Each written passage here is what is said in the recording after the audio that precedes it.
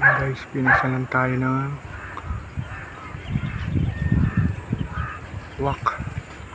Ayan, ayan sa may sabak na sanga. Kaya nagkinin yung mga aso. Ayan,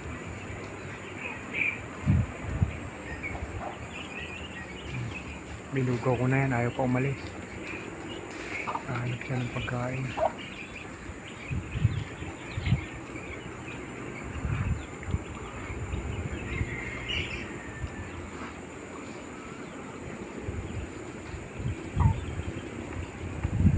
Laki. Tuka pa lang. Kaya yung mga sisig natin, buti nakakulong. Nangyayari na naman. Unti-unti na naman silang mawawala pa isa-isa.